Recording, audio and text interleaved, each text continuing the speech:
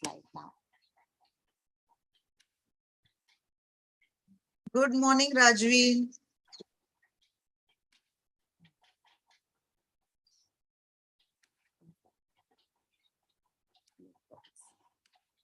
So you have to share it. Okay.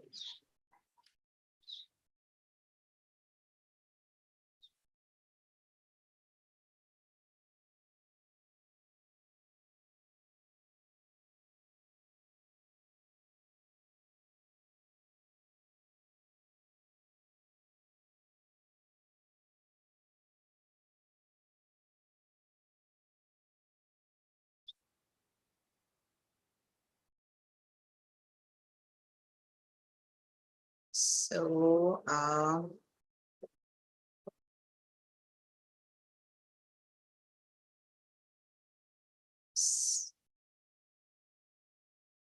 that.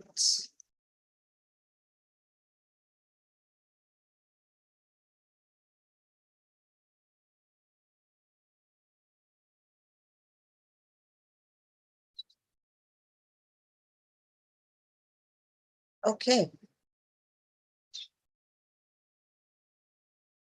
Is my screen visible? Yes, yes. Yes. Okay. Yeah. So let me know when I can begin. You can start. Yeah. I can start. Okay, okay. Thank you, Shapanaji. So good morning, everyone here. A very warm Sunday morning. And we are gathered here to talk on a subject, which is something we just don't like to do on a Sunday. But I think that makes it the day to talk because we are at ease and can discuss this kind of, aram se. So the topic for today, as you can see, is decision fatigue and productivity. So tell me, all you lovely people present here, how many decisions do you normally think we take in a day?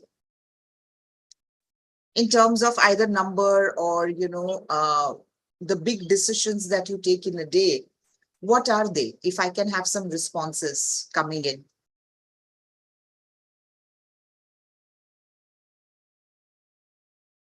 So let's decide to share. Yeah, let's make that decision. Yes. So I think they are mainly related with work and sometime at home as well, but they're why. Uh-huh. But it's hard to give a number like this. Yes. It's hard to give a number because actually we make many decisions, knowingly, unknowingly. And at times, thanks for sharing that, Shabanaji. And at times, what happens is, at somewhere along the line, it is like it's too much. I'm not going to make any more decision. And how that shows up in our space, I will take as we go along this session. So yeah, today's session is about decision fatigue and how it impacts our productivity. So this is what today's session is, how to overcome decision fatigue. And what we are going to talk about is the decisions that we make through the day, through the week, through the years. And how when the fatigue sets in, what happens to our productivity? Who is this Mr. Ivy Lee? What is the method? And what steps are involved in the method? And then we'll have a short activity for the participants present here. Yeah. So let's dive deep into this. We are making hundreds of decisions, or I guess more, every single day. Now the decision starts right in the morning, like when you're going for a bath, what is that one thing that we all have to decide? What do I wear? So if you're going to office, aaj kya hai? What clothes should I wear? What color should I wear? If the boss is coming or if someone from the head office is coming, so, how should I present myself? And if it's a casual day, even if it's a Saturday, normally a lot of offices have Saturday as a casual day. So even if it's a Saturday and a casual day, you're like, okay, what do I wear? There are times like who other people are there. Whom do I need to impress? How do I need to impress? Do I want to project myself as a friendly person? Do I want to project myself as somebody in authority, like I am the boss kind of a thing? So all these things will define what you're going to wear. If you're at home, then it is like, okay, do I have to go down to get vegetables or for some other work? Because I don't want to change again and again through the day. So what do I wear? I mean, koi kahin nahi jana hai, so this is what I'll wear. So, all these thoughts are going just when you're going for a bath, just for one activity. These are the number of thoughts that are going and the decisions to be made. And we are overwhelmed by the number of decisions to be made. And before I get into decision fatigue, I would like to get into the subject of how do we define decision. Decision is exercising the power to make a choice. Out of all the options that we have, to make a choice is decision. And we make, as I said, hundreds of decisions through the day. For example, even wanting to attend this session is a decision to make. It's a Sunday morning. People probably want to relax. And then you have still decided to come in and log in and listen to a session about decision Sunday early morning. That's a decision you have made. So that's how your next moment is defined by the decision that you take in this moment. So that's about the word decision. What does the word fatigue mean? Fatigue is being exhausted. It's like, I am not going to do anything more. I'm exhausted. My energy is drained. And it's like, the brain is fuming. कि इतना सारा मुझे काम मेरे से काम करवा लिया है कि वो कैसे, the गाड़ी में वो, when the engine is overheated, it's all fumy.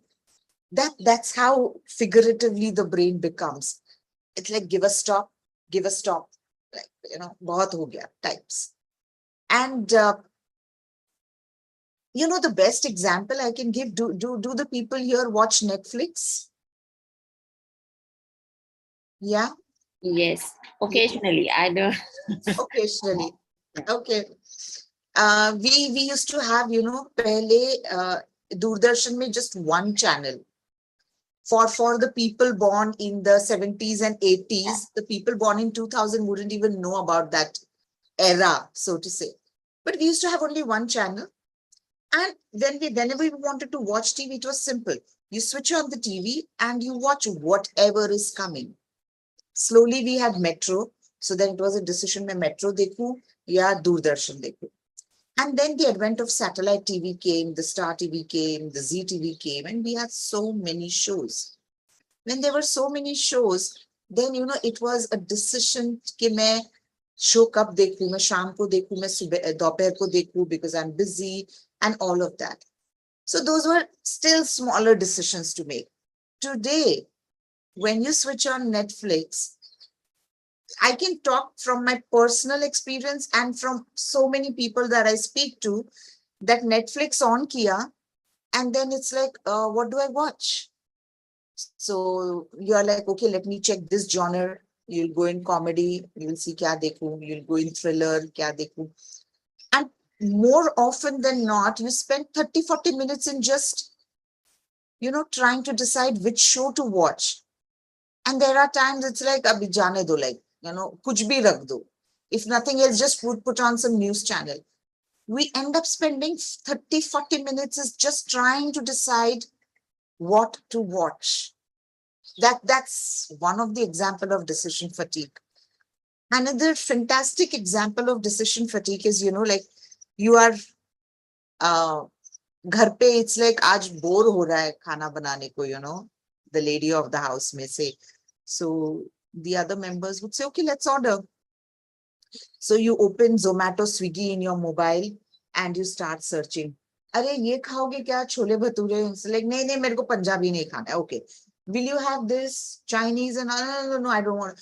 And you again spend up 30, 40 minutes in just deciding what to eat. Has that happened with any of you? What does your experience say? Yeah, selecting food on the app is much more difficult because, There yeah, are so many times that, we have kind of decided, जाने दो अब इतना late हो गया है, कब order करेंगे, कब आएगा? Rather, प्रीति घर पे जो है ना, just see what it is and we will उससे काम चला लेंगे types. You have the entire platter, at uh, your command, but you can't decide. That's how decision fatigue comes in. And that's what decision fatigue is, that it's like, I don't want to make a choice. I don't want to make a decision. So the best thing what people do when they can't make a decision is most of the times they hold, they take a stop. How often you have seen, when you give a proposal to someone, or any kahin pe jana hai, holiday plan karna hai, you're not able to decide, say, allow me to come back to you tomorrow. Nothing is going to change between today and tomorrow. You have all the information you need to make a decision, but it is like, I बहुत हो गया, मतलब मेरे को इतना सारा सोचना है, ये एंगल से सोचना है, वो एंगल से सोचना है. It's like, okay, I'll come back to you tomorrow. I cannot make a decision right now. So this is how our mind becomes just too exhausted to make decisions. And what as as someone who we have not really studied these kind of things in school, so what normally happens with us is that there is a war of decisions, and we have a conflict, not a conflict, but there are two components of the decisions: the quantity of decisions you make and the quality of decisions that you make. So you will realize that when you start in the morning, so many decisions have to be made right from the moment you wake up, that the quantity of decisions is very high. And when the quantity of decisions is high, your mind is getting used, the fatigue sets in. And when actually it comes to the quality of decisions, qualitative decisions, the fatigue sets in. So our energy, which should have actually been used in important decisions to be made, we get into quantity and the quality suffers. I'll give you, another example, that when you're, by the time a person comes back home from a busy work day, they have made so many decisions in the office. While coming back from office, मैं ये वाला रास्ता लूं या ये वाला रास्ता लूं, ट्रैफिक कहाँ पे कम होगा, and after doing all those decisions, when you come home and there is an important decision to be made about, like, it's the year ending, so you want to discuss tax at home or with your CA and with your accountant, and it's like, you tell me what is the best thing to do. I cannot, you decide. It's a very important decision to make. Or if you have to decide on the finances or some big decisions at home, the energy is already drained. So it's important to realize that, do we want to concentrate on quantity of decisions or the quality of decisions? A lot of successful men and women, you will find, make their life very simple. All the non-consequential decisions, they decide that this is what we are going to do. Do people know here Mark Zuckerberg, Robin Sharma? Have you heard yeah, about these people? Yeah. yeah. Have you noticed what color clothes does Robin Sharma wear? I know about the Mark Zuckerberg that he always wear black because he doesn't want to decide everything what to wear. Exactly. Robin Sharma also wears black. Mark Zuckerberg wears that.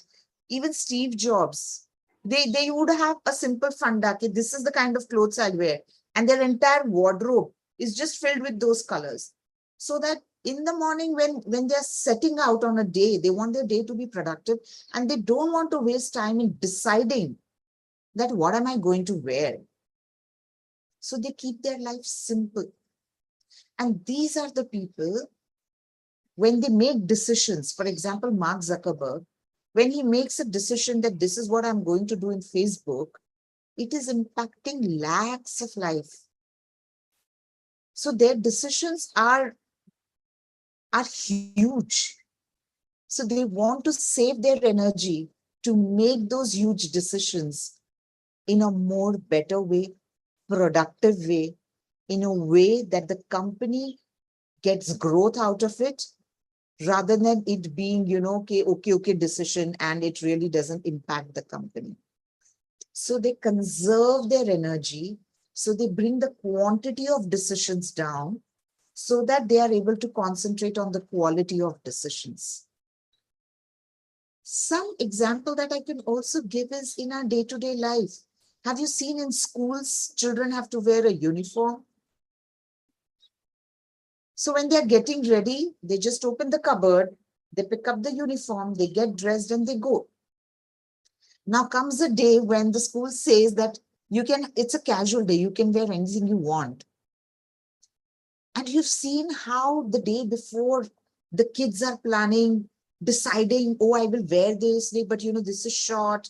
I will wear this, well, this is too long. I don't like this color. This color doesn't go with me. And they are making decisions and decisions. They are wanting to get the best possible outfit. And they spend so many hours in deciding the outfit. All other days going to school is simple. Just pick up the uniform and go. But here there's a casual day and they spend the previous day, evening, talking to friends, deciding on the dress.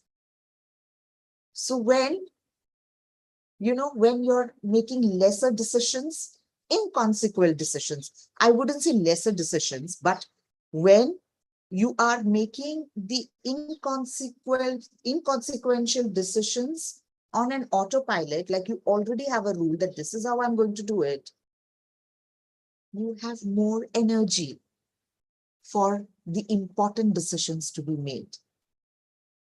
So this is how decision fatigue sets in, and this is how important people save their energy for the important decisions to be made.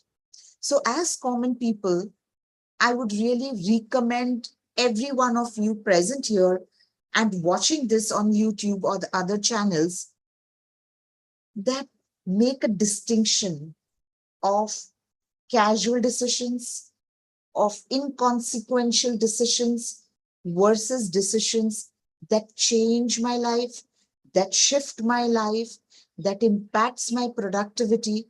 And if we are able to have this kind of a distinction, we will realize that our life becomes more productive. How do we do that is a question that you would have in mind. That, Preeti, I make so many to-do lists. Somehow it just doesn't work. I've downloaded so many apps, to-do app, then Everlast, I don't remember now, but there are so many apps available in App Store that are just there to make your to-do list. And I download them and I take their help, and yet I don't get things done because there are certain systems that we are not following, systems that have been proven to help your productivity. And today in this session here, I am happy to share one of a very uh, beautiful, what should I say, uh, system that has worked. And some of you may already actually be using it.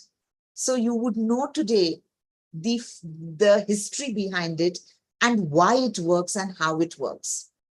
So ladies and gentlemen over here, this is what I am going to take you through. the system more step by step, but these are the important things involved.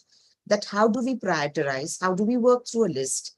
And how do we take the decisions to focus on the quality of decisions?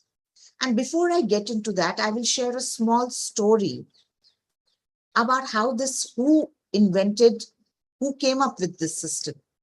So back in 1918, okay, and before I do that, I would like to share a little about who am I? Why am I talking about a topic on productivity? So I am Preeti Gandhi, a handwriting influencer and a grapho-analytical therapist. I'm a seasoned entrepreneur, and in my 30 years of experience in different roles, I have realized that making to-do list is one of the most difficult things to do. And actually getting those done, I mean, making to-do lists, sorry, I would stand corrected there. Making the list is not difficult. Following the list is very difficult. And through my various experiences and learnings, when I came into the field of graphology and I made it my life's mission to how you can make your life better every day through the power of your handwriting.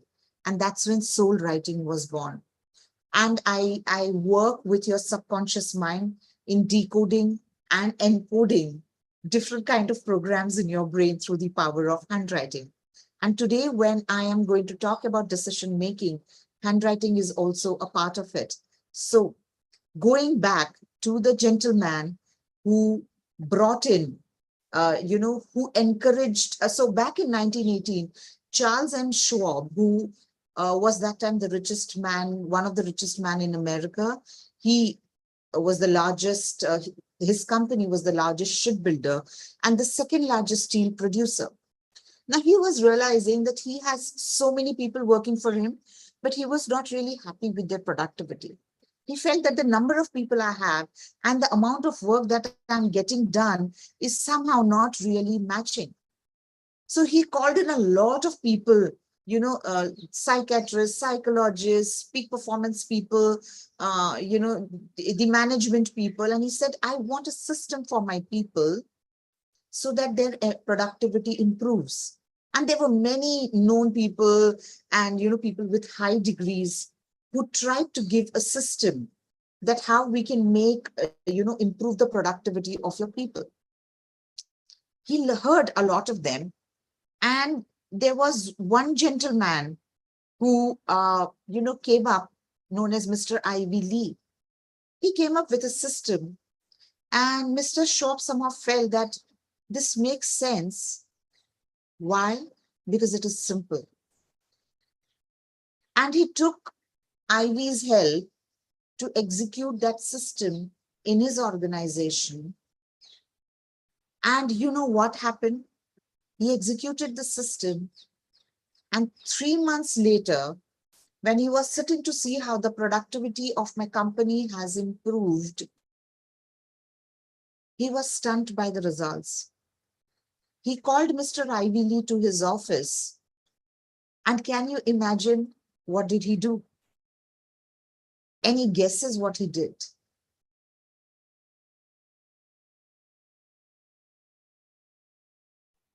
No. He gave him a check. He gave him a check for his service. I mean, there was certain amount that was already paid, but seeing the results, he asked him to come in and gave him a check of $25,000 back in 1918.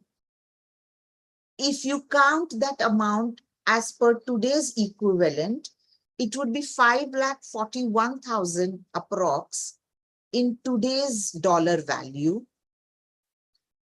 And if I count that in rupees, it is in crores, and to be more precise, it is 4 crore and some lakhs of rupees. So in addition to the fee that he had already given, he calls Mr. Ivy 3 months later and hands him over this check. So can you imagine how important, how effective that system must have been? Now, when, the Ivy Lee method of prioritizing your to-do list It seems stupidly simple, as you can read in the last paragraph there. How could something this simple be worth so much? And why is it so effective? This is the gentleman, Mr. Ivy Lee, and he's the one who formed this process, this system, which I'm going to share right now. Are we ready to listen to this amazingly simple and path-breaking system, method? Yeah. Yeah? Okay. Thanks, Shabana ji. So what is the step one? It's a 5-step process. So I would like you to make notes if you can. The step one here, and it's a very simple thing, so it really wouldn't involve too many notes. The step one is, at the end of each workday, write down the 5 most important things you want to accomplish tomorrow. Not a thing more than 5, no 6, no. Only 5 things that you want to accomplish tomorrow. I will first take you through these steps, then I will kind of just explain a few things more. The next step is, the day before itself, you prioritize these 5 items in order of importance. So like 1, 2, 3, 4, 5. So you put, so like if you have written 5 things, and after that, when you read, you felt the third one is very important for me, mark it as 1. That's your priority number 1. So on and so forth. That's your step 2. First is list out. Second is prioritize that. The third step is that when you start your work day, you will only concentrate on the priority number 1 task. You will do nothing else. You will keep working till your first task is finished before moving on to the second task. So it's as simple as that, step number 3. Step number 4, approach the rest of your list in the same fashion. You finish priority number 1, put your full time attention to it. Once that is over, go to the second priority thing, complete that, give your full time and attention to it, so on and so forth. At the end of each day, move any unfinished items. For example, when you start with the system method, you may not really be able to complete all 5. So what you do is, whatever you have not been able to complete, you mention it in the list of 5 things for the next day. So this item does not become your 6th thing. It continues to be in your list of 5. That's step 4. And step 5 is repeat this process every day. Now tell me, does this not sound too simple? Yeah. But this same method made a lot of difference for Schwab and his executive team at the Bethlehem Steel. It is so simple that at times it is like, how in the world will it work? But the point is that a lot of things in life, you will find the simpler they are, the more they work. For example, when Mark Zuckerberg decides that I will only wear this colored clothes, it is such a simple thing to do, but it is so powerful because that much amount of energy he's not wasting on making a decision which is not going to impact his work. It in no way impacts how he is going to decide on what is the next new thing Facebook should bring. So it is so simple that, it is a successful, it's a method that works. The primary critique of methods like this one is that they are too basic. They don't account for all the complexities and nuances of life. What happens if an emergency pops up? What about using the latest technology to our fullest advantage? I have been in advertising industry for good 21 years.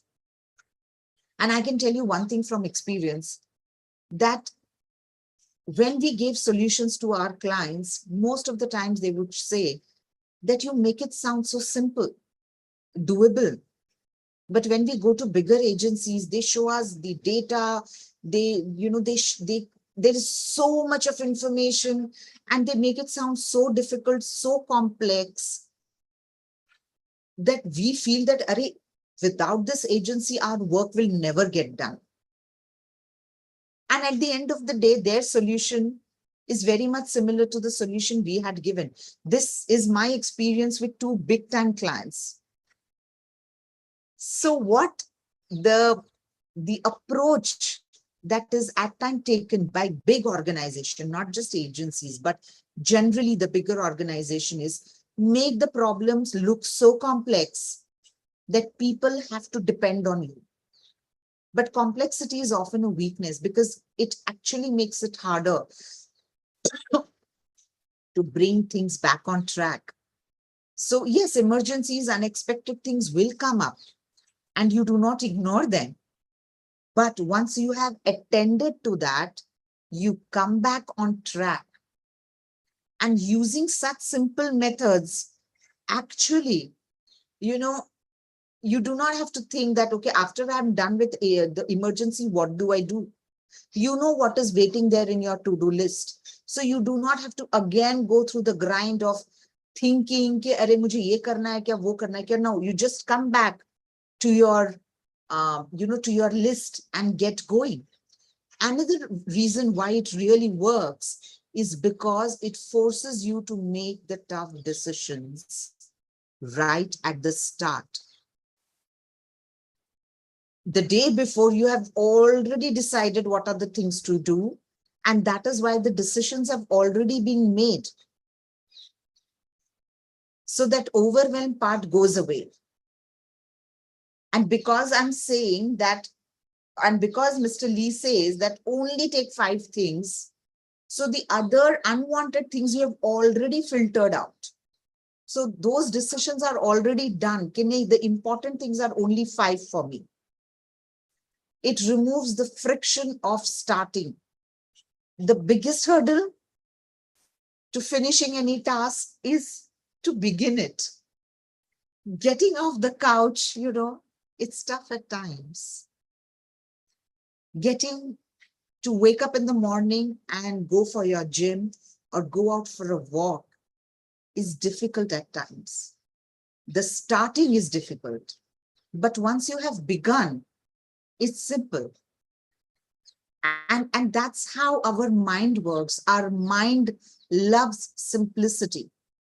You will also find this when you interact with kids, because kids are very transparent in their likes and dislikes. So if you try to explain them something too much, with too much of information, more often than not, they will stop listening.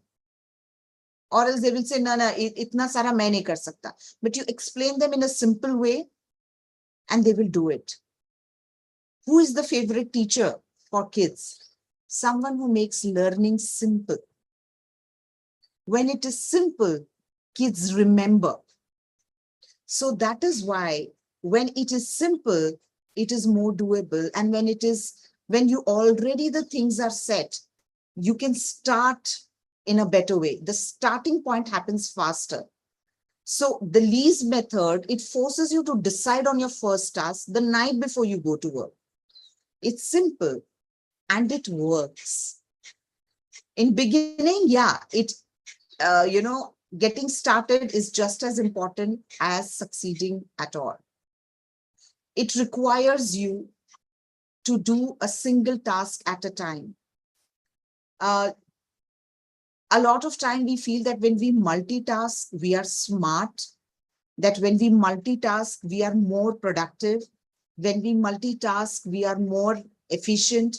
When we multitask, we are more kind of, okay, oh, I'm great, I can multitask. But when you look at the brain structure, brain is not designed for multitasking. And even when you feel that you're multitasking, because a lot of women will say that, no, when I'm cooking, I'm putting 3 things on the burner and I'm doing multitasking. Not really. If you look closely at the way you do things, you will realize that even if three things are there on your burner, at a given point in time, you're only concentrating on one. You do that one thing while something is simmering, you finish that thing, you keep maybe the masala ka dabba, you keep it, and then you look at the next thing. At a given point in time, your brain is designed to focus only on one thing. Now, how that one thing works is a topic for another day, because a lot of you may say, but when we drive, I'm looking and doing many things at a time. There's a different kind of science involved there and different understanding of why that works. But coming back to our topic today, you know, being busy is being synonymous with with being better, and multitasking feels like, a great thing to do. But the exact opposite is true. Having fewer priorities leads to better work. Study world-class experts in nearly any field, athletes, artists, scientists, teachers, CEO, and you will discover one characteristic runs through all of them: focus. The reason is simple. You can't be great at one task if you are constantly dividing your time in 10 different ways. Mastery requires focus, consistency. And if you observe yourself, when you shift from one task to the other, if one task required 5 minutes and the other task also required 5 minutes, but when you shift after 2 minutes, you shift to this task, finish a bit of it, come back to this task, finish this, again go back to this, the total time taken is not 10 minutes. The total time taken is probably 15 minutes or 20 minutes. Because when you're shifting focus from task one to task two, the mind requires times to shift gears from your proficiency required for task one to task two. Again, it takes time for your mind to orient itself to task two. Again, when you go from task two to task one, you again require orientation to task one. So there's a lot of time wasted in going zigzag. And you will realize that actually you're spending more time doing it. And that is why this system works. And this system works amazingly when you just write it out rather than put it in a to-do list.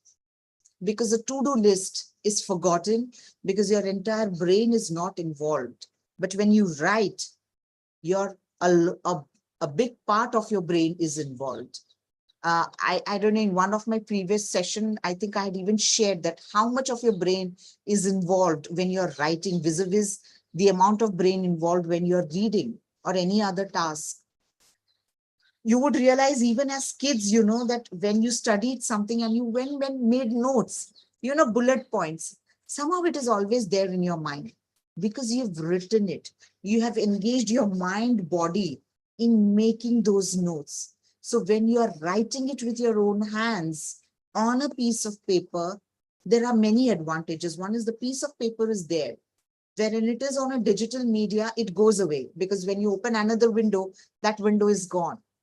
You forget to refer it. When it is there on a page, it is there for you to see. And when you have written, it is more there in your brain, vis-a-vis when you have written on a digital app. So that is how this thing works a lot. And I would, I just have 3 more minutes before 8:45. So I would like you all to, let's go through a quick exercise. Is that okay if we do that, Shabana ji? Yes, and Yes. you can take more time. Okay, I'm happy. Okay, so all of you, I would request you to just take a plain paper and pen and take 30-40 seconds to imagine, to think of your day tomorrow. That what are the important things you want to accomplish tomorrow? And make a list of 10 things. Don't just make list of 5. To begin with, make a list of 10 things. And while you all are doing, I will do the same. So just make a list of 10 things that you want to do tomorrow. And I would love if you share here, because many a times we think this decision is a key decision, but it is not. So I would love if you share the decision that you are thinking in the list of 10.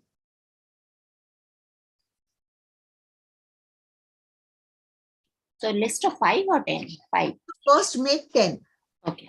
Because we are doing it for the first time. So making a list of 10 frees our mind. Okay, chalo, I get to write more. So I will tell you how we shifted to 5 and then so on and so forth. So currently just make a list of 10 things that you want to accomplish tomorrow. A to-do list.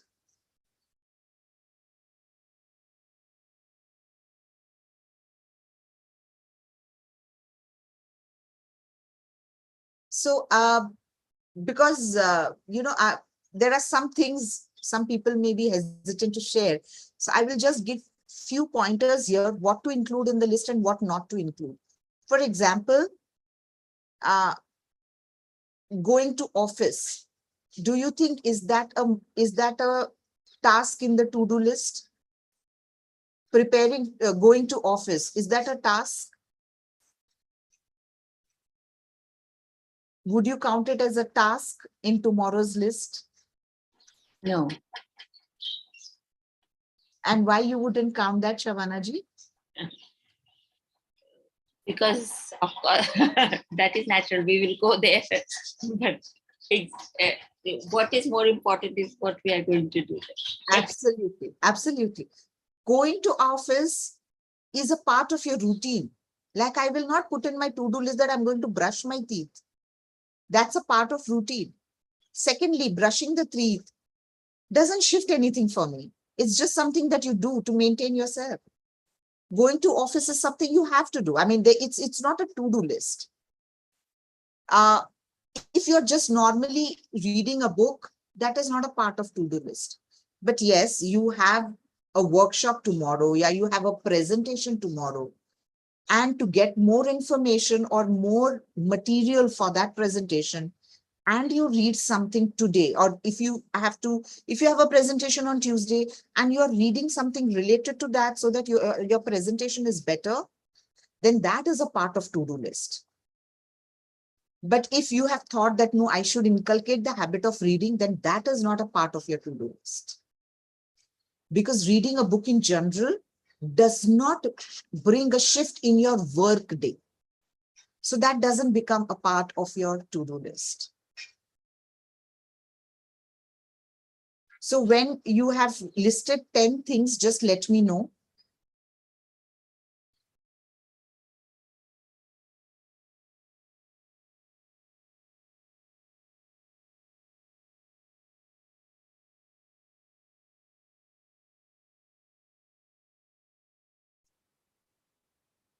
So all the other people watching later on, like not on this lovely Sunday morning, please take the time to write it. Because till the time you don't really do it in real life, listening to this is just knowledge, gathering knowledge. And gathering knowledge in this era of internet, Google, knowledge is amply available. That knowledge is important when we actually apply it. So I urge you to make the list right now so that you actually see the beauty of this method. So make a list of 10. The list should include things which will move your your productivity, which will enhance your productivity, which will bring that 1 degree shift for the goal that you want to reach. And that is why, we often say that having your clear goals is important. If you do not have clear goals, you will actually not know that what do I do. Then you are more like a firefighter. Ki jo mere samne aaya, I will pay attention to that, irrespective of whether it is important for me or not. So do we have a list of 10 ready?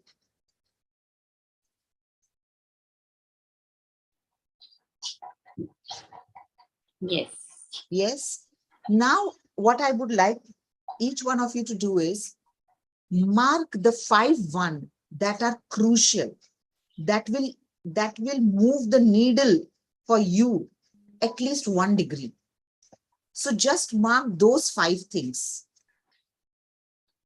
So do a tick mark to those 5 things that will actually, if you accomplish that at the end of the day, it will be like a fulfilling day for you. That, yeah, today was a productive day. So mark those 5 things. Done?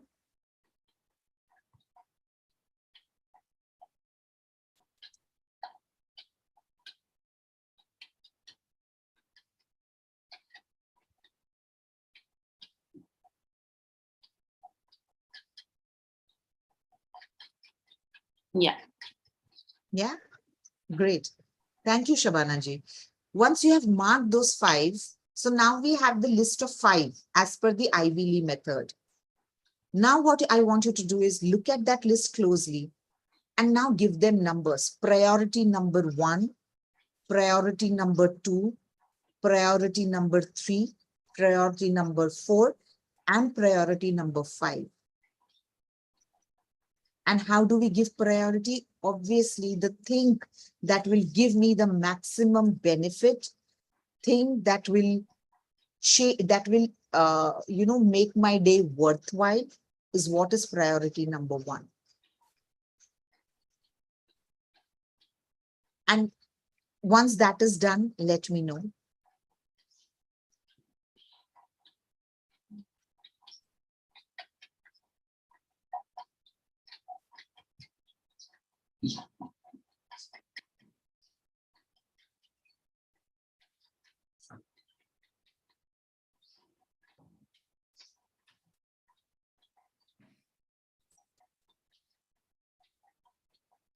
Yeah.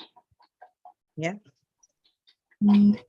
So ideally, this exercise is to be done the night before, but it's great that we are doing it in the morning. Our mind is more fresh. Now, when you start the work tomorrow morning, how would your mindset be when this list is ready with you? How does it feel for you right now? Yeah. So it's like I only have to focus on these 5. Yeah. Yeah. So actually, you can start your work the moment your office hours starts. A lot of us work from home. So let's say 9 o'clock is your office hour time. The moment you sit at 9 o'clock, you are not spending next 10-15 minutes to decide what I'm going to do, which actually, reduces your energy levels. You know what you're going to do, and you will straight away focus on that first task, priority task, and give your full time and attention and energy to it and complete it. And then move on to the next. And I would really urge you to do that for a week at least and see how it's working for you.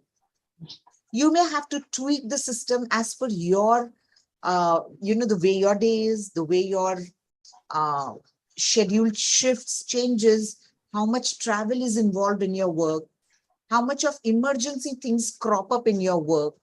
So you have to account for that. You have to personalize this method. But once you have the overall framework, it becomes easier to personalize because the main framework is ready. Now you just have to tweak a few things. So this is how our fatigue sets in because of a lot of decision making. And using the Ivy Lee method, this is how we free our mind from so much of decision making right in the morning, which are your important hours. So you just dive into the work, get it done. And I can tell you from experience that when you finish those 5 things, the satisfaction that is there is of a different level. And then all of a sudden you realize that, oh, I have free time. You can then do something that you enjoy doing. Go out for a walk, read a book, talk to your friends. Then time is available for other things which we normally are pressed on time. It's as if we are the prime minister and presidents and, we have to take care of the entire world and there's no time we have to, to do simple phone calls to our friends. So all of a sudden you'll realize there is time. So that's it from my end, how we can avoid the energy drainage, the energy leakage by understanding what decision does to our brain, and how following this particular method, you are freeing your brain and actually letting it focus on one thing at a time. So I am open for any questions. Bring it on. Awesome. Means, yeah, it's like many things that like to make to-do list and all of it. But then, as you said, we get into, sorting out all the things that we write in the to-do list.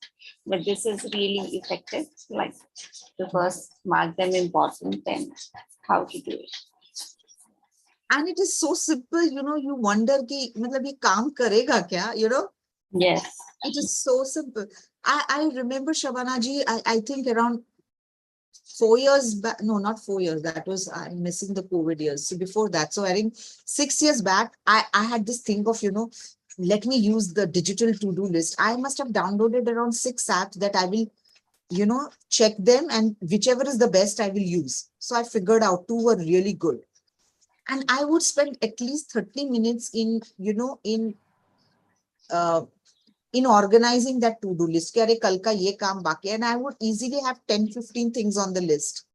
And I would spend so much of time कि ये कल का काम, now I have to shift tomorrow. Okay, इसको मैं Tuesday को shift करती हूँ, इसको मैं Wednesday को shift करती हूँ. And that's how my initial 30 minutes would go. Awesome. But yeah, that's what it happens. And sometimes, you can get, okay, kar lenge, it's in the mind, like kar lenge, but yeah. So, but I like the best thing, like the fifth one, which doesn't get done, becomes the first for the next. So Yes. it ensures that it will be done. It will be done. Yeah. Otherwise, it is like kar lenge, but then it goes sixth, or it becomes the later half part. Also, one my question, like because you work on the handwriting as well, so how would you link the decision fatigue? Like, can someone also overcome fatigue with the writing part? Yes. So excellent question. So fatigue is basically the energy kind of just going off because there is huge amount of mind chatter कि मैं ये करूं वो करूं, इतना सारा decision लेके the mind is kind of given up. So when the mind is not working, let your body work for you. So when you write, it's actually a very physical thing you're doing. And whenever you're very stressed out, if you just do this simple act of setting a timer for 10 minutes, picking up a paper and pen and just writing. Doesn't matter what you write, just write. Once the 10-minute count, the timer rings, put your pen down. And before you start the exercise, just scale yourself on a level of 1 to 10, how fatigued I feel. If you were feeling a fatigue level of 7, if like you were feeling tired at a level of 7, after writing for 10 minutes, check your tiredness level. From my experience, I can say it would definitely be less than 7. It can be 6, it can be 5. For many people, it even is as low as 2. So when the tiredness goes, somehow the energy comes back again. Also, there are times that one is so fatigued that it is a task even to write. So what I tell at times like that is just take a plain paper, take your dominant hand and just scribble.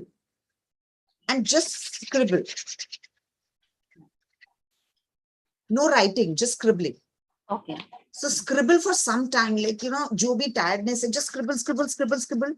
After some time, take the pen in your non-dominant hand, the dormant hand, the one. So I'm a righty.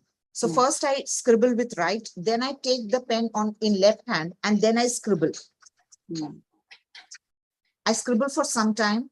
Then again, I shift the pen back to my right hand and I again scribble. If you do this for approximately 3-4 minutes, again, you do the scaling before, that how fatigued I feel. If it was 7, after doing this scribbling, see what's your fatigue level. And once you are at a lower level, either you repeat this exercise or else take a deep breath, relax yourself and get on into your next task. Wow, this is something really new. I'm going to try that. And it's 9 o'clock. Sorry. Preeti, I have one question. Yes, please. I have decision fatigue also. When it comes, when your decision is when you make something, when you want something, and you do not when you decide on something, you decide on you want to go somewhere, then you don't get it. You then, like you said, then I will do like scribbling. And then my decision is when too many doctors say something, I've got a health issue, and then too many doctors say something, then I have gotten anxiety because of the decision fatigue, wanting to know what is the best, because complication have set in, and I'm easily tired, and decision fatigue is like anxiety. You can get and anxious because of the pain or whatsoever. So maybe what I can do is, when I'm having decision fatigue, and I will just scribble on the paper, because I will just scribble on the paper. Yeah. Okay. You do that normally? I don't do that, but today Try I'm that. Try that. You brought in, Rajvin, an important element of anxiety. yeah. Now, these things are so correlated. When you have a list of 10 things to do, and even if you achieve 6 things, the anxiety level increases because 4 things were not done. So for your my question is the when you have opinions from different people, and when you I didn't get that. when you have opinions from different people, Opinions from people, okay. and then when one ideas contradict, especially of different, especially this is good, you don't know which one to take, but the pain is still there. So that instead of getting angry, or next time I will choose your idea of scribbling on the paper. Yeah. That's lovely, Rajvin. And then regarding priorities, I always practice gratitude, laughter yoga, and also journaling, and also prayers. So a very good idea you have given me, scribbling on a paper when you get angry. Yeah. It is an extremely effective medium. And one of my mentors taught me this exercise. And this can also be used for emotional anxiety. Yes. Of course, the method shifts there a little. There are a little few more things that I add to scribbling. but the scribbling itself can be used in number of ways. Yes. And I noticed like when the last time you brought up the signature, also signature can also uh symbolize my character. Handwriting also can serve it. Yes, Thank Raju, you. I like your good memory. And yes, we did speak about signatures, and the way you sign Yeah. impacts our mind, because whatever you do with your hand, Yeah. it it is a reflection of what's happening here.